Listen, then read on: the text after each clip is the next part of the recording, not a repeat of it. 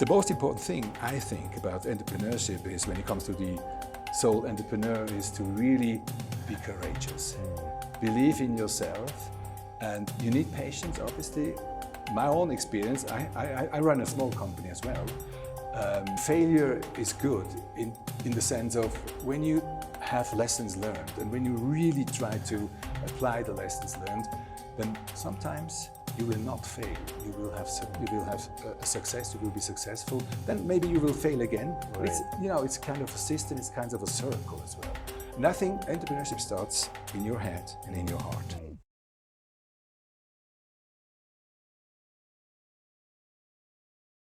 Welcome everyone. This is Sonam Chofel joining in for our podcast. For this episode, we have the pleasure of Mr. Dr. Hugo, and he would be in conversation with us regarding the whole landscape of entrepreneurship, Bhutan, all that together. So I'd like to welcome Mr. Hugo here. Welcome to e-podcast Bhutan, and maybe if you'd like to do a round of your introduction, please. Well, first of all, thank you very much for the invitation to this exclusive podcast. It's an honor and it's my pleasure. Actually, I'm from Switzerland. That's where I come from. I'm the representative of a Swiss university, which is called 𝐁𝐢𝐤𝐤𝐚𝐬𝐡. That's the Zurich University of Applied Sciences in Business Administrations. I'm a senior lecturer, I'm a subject head, and also I'm a member of the university council. Why am I here? Because your country is so beautiful, first of all. I like the Bhutanese people, I like your way of living, your mindset. And there's another reason. I'm here because our university has been involved in Bhutan since 2008. We did a program which turned out to be very successful. That was the Bhutan Middle Management Hotel Program, a cooperation with the RIT. And we ended that program last summer. And now I'm here with a mission from our university. We intend to have a new program, a cooperation with different institutions here in Bhutan, which will deal on entrepreneurship. And this is our topic. So I think I'm the right guy with you together to talk about entrepreneurship and also, if possible, a little bit of our initiative. Thank you, thank you. I think it's very heartwarming to know that you're back again in Bhutan now with the language of entrepreneurship that we all speak here. So tell us more about a bit into the whole landscape of entrepreneurship from a university. How do you offer programs in Switzerland? Yeah. And what would be the modality? And then you also mentioned bringing the program in Bhutan. So how are you planning to coordinate all of these activities? Yeah, I mean, talking about entrepreneurship, it's quite a wide area, really, isn't it? So our university basically is a business school. So we deal a lot with management. We have different level of teaching. So we have bachelor degrees, we have master degrees, and also upper degrees as well. We do work a lot with entrepreneurs in Switzerland. So our newly appointed principal, his mission is that this university will become the most entrepreneurial university in Switzerland. So that's something which is very crucial and very important to me as the representative of this university, and also with our future cooperation with Bhutan, because we realize that also talking about Bhutan, we know that you are kind of at the crossroads situation.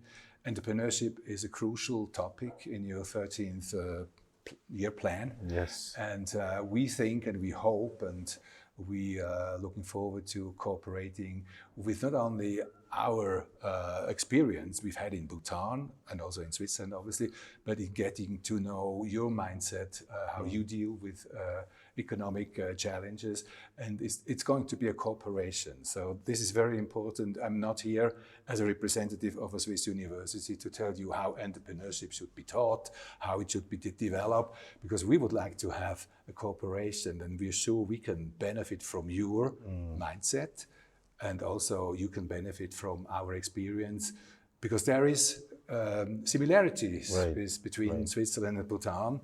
And I think this is a privilege. Wow, wonderful. And in terms of entrepreneurship, what do you think about entrepreneurship from a Swiss perspective? And what is the situation in Switzerland? And And I'm always amazed by the whole Swiss economy. I believe Switzerland is built on entrepreneurship. There's a lot of small business doing small things, but everything adding up. And the whole value proposition about Switzerland, as we look up, Swiss is quality, right? So just share us a little bit of a background on your perspectives around that. Yeah, our economy actually is driven by SMEs. Globally, our big bank is well known. We only got one big bank left, and other global companies. But our country is really ruled when it comes to economy by SMEs. It's more than 95% is SMEs. So that's probably another similarity to Bhutan. And talking about Swiss entrepreneurs, we have very successful entrepreneurs exactly in that SME sector who maybe started their own business just alone on themselves, and they started with a mindset so that they believed in themselves. They said, okay, I have an idea and I want to really put that idea into practice against all odds. I mean, we're not going to talk, I guess, about regulations, because that would take us somewhere else. But we have the privilege in Switzerland that it's a very liberal country, so that if you want to do entrepreneurship in Switzerland, if you have an idea, and if you are really convinced that you also have the stamina to really go on, you can do it. I mean, nobody would hinder you. Anybody can become an entrepreneur. And there are no regulations that will tell you, hey, come on, you have to do that first, and you just do it. And the most important thing, I think, about entrepreneurship is, when it comes to the sole entrepreneur, is to really be courageous. Believe in yourself, and you need patience, obviously. My own experience, I run a small company as well, SME, obviously. I mean, you have to face trial and error. You will fail. And failure is good in the sense of, when you have lessons learned and when you really try to apply the lessons learned, then sometimes you will not fail. You will have a success. You will be successful. Then maybe you will fail again. Right. It's kind of a system. It's kind of a circle as well. And I think entrepreneurship starts in your head and in your heart. Wow, that's some very powerful word, entrepreneurship at the head and heart. I resonate the same thing. I represent myself as an entrepreneur. I also identify myself as an entrepreneur. Going back to, you mentioned about entrepreneurship, right, in Switzerland. Sometimes I have doubts around, how relevant has become education part of entrepreneurship? And is traditional teaching methods or traditional education that were taught in the universities back then, and how relevant is that to entrepreneurship? Maybe from your university perspective. Yeah, I can put it in a nutshell. You don't have to have an academic degree to become an entrepreneur in Switzerland. There are quite famous entrepreneurs who never went to university.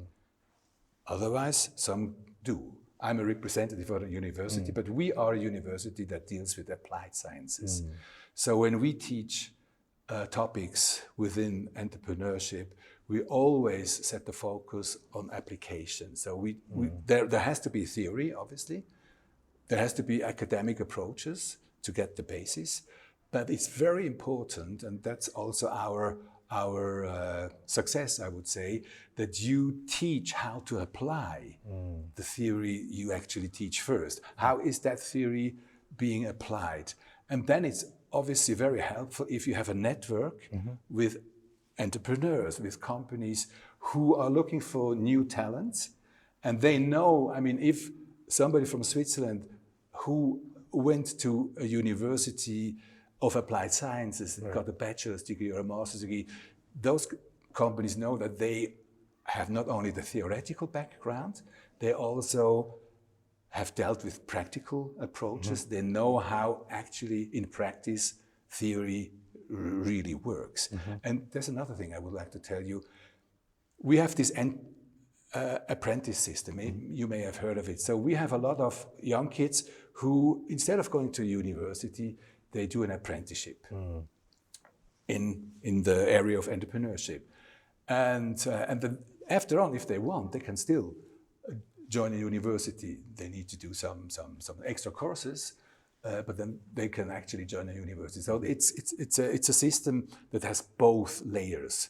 So you can go directly towards the academic way, or you do an apprenticeship, and then if you wish, later on you can apply for a university, take some courses to get in, and then you have both sides. Okay, that's something that is a new learning for me as well. And I'm quite familiar with the whole apprenticeship, but we could not. I did not really associate that with university and how you take two parts, right? Coming back to Bhutan, you've been here since 2008, and what has been your opinion in terms of the entrepreneurial, or I rather say the innovation space in Bhutan? Do you think much has come through? Have you experienced it yourself in Bhutan? Well, I mean, Thimphu has changed a lot, obviously. I mean, when I came to Thimphu for my first time, it was much smaller. I thought that, well, something which really is much different, very different nowadays is, by then, 2008, 2009, I could hardly see somebody using a phone in the streets of Thimphu. Nowadays, it's just the opposite, as we all know. So that's just a personal impression. What I also realize is how I can only really talk about Thimphu, because I've been to other places, but usually I was based in Thimphu, how Thimphu changed. And I realized that there are many more small companies which were not there 15 years ago. And I do hope that they are successful. Sometimes, to be honest, I wonder if I walk along North in Lam, up north, all those stalls selling handicrafts, I sometimes wonder, I mean, to me, I assume, and it seems as if they, sold all the same thing. And I ask myself, how can they actually make a business out of it? But that's just something which hasn't changed. So those stalls were here 15 years ago. I still remember that. But what has changed, a lot of things went online. Okay. By then, there was, well, you did have companies that would have websites, but now everything is online, makes it easier. So I think digitization has grown a lot in Bhutan, and I hope it's not only in Thimphu and Paro, but it's spread all over the country. I hope that it is, and that's I guess one of the great advantages, that you people here are very well connected, especially in areas like Thimphu, and that makes things easier, obviously. I'm not so sure whether, startups who have grown as well, whether they are already successful. You know that much better than I. Maybe sometimes it takes, as I said before, a special mindset to be patient enough, because when you really want to start a startup, so to say, as I said before, you have to be courageous and you have to be ready to really want it and not wait until you get funds or whatever. Just stick to your idea and be creative and get to know a lot of people, tell them, start working, and then maybe, depending on the system, you will be funded, you will get your chance. And I think that Bhutan has, because of your history, something which we lack in Europe. So your mindset has something which, even if you develop in a faster pace, I hope will stay, so that you still, as I see and as I realize, even if you do business, you do it in a very respectful way. Right. In a very respectful way. And I think the Western world, and I can talk about Switzerland and Europe, would benefit a lot if we could have something of that mindset, even when we do, hard business.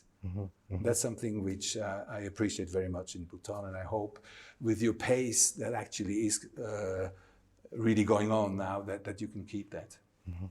Thank you.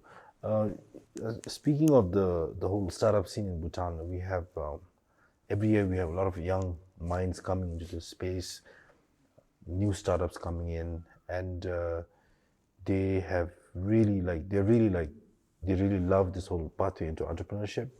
And I interact with a lot of young people, and we keep talking about what does it mean to become innovative, and entrepreneurship. But on the other side, I'm also at the backdrop. I also know the whole landscape of, especially in terms from a market perspective, it's small to start with. We have limited people. We have small, everything is small.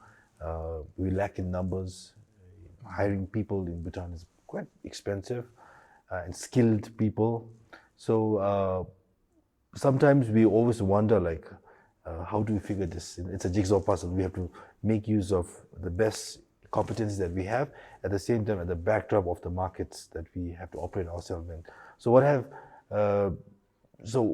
what would you advise, or rather, what would be your opinion, like, because we are similar small nations, right?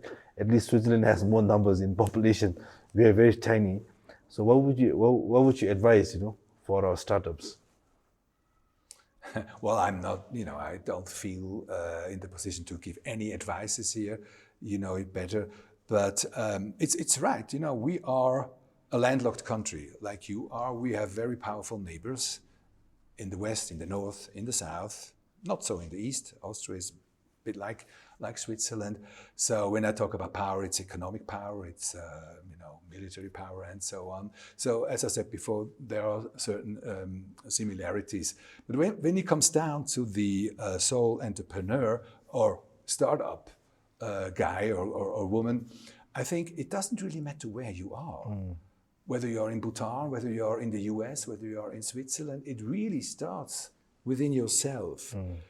And if your mindset is not really, heartful, not only in your head, it has to be heartful, it has to be your big thing, then probably will be difficult. Even if you are in a country that is really pushing very hard towards AI and towards all digitization and towards an economy that is just really exploding more or less, even then, I personally think it really starts within yourself. You've got to have that mindset, and it all comes down to education. So that's probably something I think personally in Switzerland has been doing quite well, that our education system has this, it's quite versatile. So as I said before, a girl of 16 or a boy of 16 can actually more or less decide which path she or he wants to go when it comes to entrepreneurship. Either apprenticeship, which usually lasts for 3 to 4 years, already working in a company, could be a tourism agency, could be a bank, could be whatever, a retailer, and go to school maybe 2 days per week. Or try to get into university and study some topic that really deals with entrepreneurship, So when I focus on the mindset, that's the individual approach. And when I focus on society or on government even, then it's education. It has to start very, very early. Not only at the years with teenagers. You should, in a playful mode, also with not toddlers, but with within the primary school. Yesterday I was here at the startup center, and somebody told me that there is this initiative here in Bhutan that you go to classes, primary school, and try to get the kids hooked to AI in a very playful mode, that they still can play, but they get the scent of AI, and that's a great initiative. If it goes like this, perfect. Wow.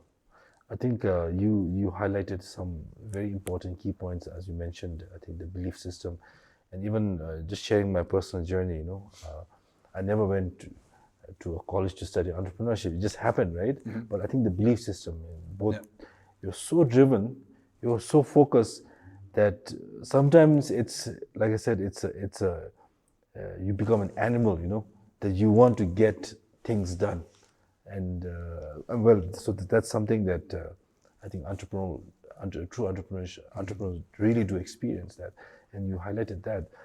So on top of that, I think sometimes, like I've been in this space for some time, now with the whole trend of digitization, AI, blockchain, Web 3.0, so what do you think from a university perspective, like how do you keep yourself relevant? Like, do you think entrepreneurs has to be on top of things? It has. AI is a tool. I don't know how it's going to be in 20 years or in 10 years or 5 years, but today AI is a tool. Digitization is important for business, for anything we do in our lives. but it's a tool. And it wouldn't help, become an entrepreneur just thinking, okay, I know everything about AI, I know everything about blockchain, cryptocurrencies, lacking the entrepreneurship mindset. Wouldn't work out well, I'm convinced, And I think it's, from a university point of view, it's fascinating to see how you can apply all these AI tools in entrepreneurship, also in teaching, obviously. But still, I firmly believe first man, then machine. And I hope it's not going to change soon. I'm not so sure if I look a bit further into the future. And at our university, AI has become a big topic, obviously, like in any university. It's a topic for how we teach. It's a topic for our students. ChatGPT, for instance, all those large language models. So if we give assignments, we know if they're right. Okay, they use all those models. It's a challenge for us teachers, for us lecturers, to get them involved in discussions, because discussions they have to do by themselves. We need people to discuss, not machines, not yet, And it's become very important as far as research is concerned, and it's very helpful doing research. And I'm not only talking about text research, any kind of research. So there are a lot of privileges and also advantages using AI, but still, and I would like to emphasize this, it is helpful, but it's still it's still us people who have to apply in our best sense. Right. Then it's actually, even in entrepreneurship, it's a tool that is great. Wow. I think you rightly mentioned, I totally agree on the whole application use case, and there's a lot that we can derive value out of AI. In my business, we use a lot of our AI tools, ChatGPT obviously, but then there's so much more, right? You can do with the power of AI. And we have discussions in our own circles of entrepreneurs, like how useful is the AI? Like you see this on newspapers, but are you really applying this? So that's the whole concept about universities, getting fascinated at it. And the whole thing about applied sciences really comes here. Yeah. And so moving forward, let's say in the next 6 months, I think you're planning your training program. Yeah. What do you expect? How do you see the program going forward? And what can an ordinary entrepreneur, who's like so excited, how can we sort of bring them together? Well, thank you for referring to our program. It's called BEEP. That stands for Bhutan Entrepreneurial Education Program. And I have found out that it's a very catchy name. BEEP. Exactly, yeah. It struck me one night. I was sleepless, and how can I call the program BEEP? Oh yeah, that sounds good. And I know that you like acronyms in Bhutan, so I guess it's quite suitable. So what we're thinking of, actually not only thinking of, we're planning it really in cooperation with the DOEE. We just had a meeting yesterday with the Director General. We're planning a pilot program this summer. A pilot program lasting for 3 weeks. 1 week will be in July, another one in August, and the third one in September, as a kind of pilot phase, just to find out what will be the needs for Bhutanese entrepreneurs. So we are not actually building a program for beginners. We're building it for people who already have experiences in entrepreneurship, who are very much interested in developing their mindset maybe also, but also capacity building. And the idea behind this is that after we have finished this pilot course, we will evaluate. And not only from our university, but also from Bhutan, from our partner, from DOEE. So, what are the insights of this pilot program and how can we move further? Because we're not here to just have one, pilot program. We've been here for 16 years for this middle management hotel program. We would like to build a cooperation with Bhutanese institutions for much longer. And we are here to find out what really are the needs and also the aspirations from the Bhutan side, not only from our side. It's going to be teamwork, it's going to be cooperation So it's not a kind of development initiative that we are launching here. It's partnership that we're looking for. And we think that from the experiences we've already had with our hotel program, we know a little bit how your mindset generally here in Bhutan is, and which we appreciate very much. And we think that this exchange in different programs that deal with entrepreneurship between Bhutan and Switzerland would grow quite well, and both sides would really benefit from it. So I'm very much looking forward to this partnership. And there will be, in the pilot program, there will be maybe 2 to 3 lecturers from Switzerland coming from our university. And then there will be guest lecturers from Bhutan. Maybe you are going to be one of our guest lecturers. And the curriculum is drafted. It's not really thought through, but it's drafted. It deals with all major topics, you know, like financing, business planning, marketing, business communication, then also AI, digitization, just to have this basis to find out, okay, that's good for a start, and which direction can we go together to really sort of foster entrepreneurship, or with our contribution, foster entrepreneurship in Bhutan. Thank you very much. I mean, it's such a meaningful contribution to our entrepreneurial community in Bhutan.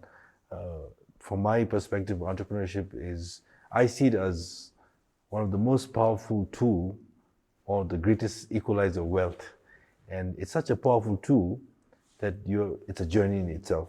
It is. And my wish is, like, if every Bhutanese can be more entrepreneurial, you know, I think Bhutan can change. Oh, yes. And if Bhutan is going to change, I think it's going to be because of entrepreneurs. And if you guys can come in and support our community, I think it's more than your contribution. It's about exchange, it's about partnership, it's about collaboration, it's about contribution.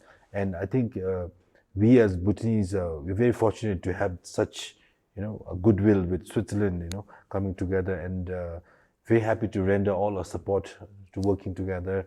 So yeah, in conclusion, maybe a few things that key takeaways that I've learned from this program, from our discussion. I think, as you rightly mentioned, we're all aligning ourselves.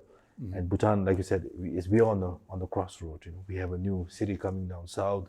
His Majesty has time and again assured us and reinforced us to look into being more innovative, and this is the language that we speak, and this is something that is definitely going to add so much value to a community.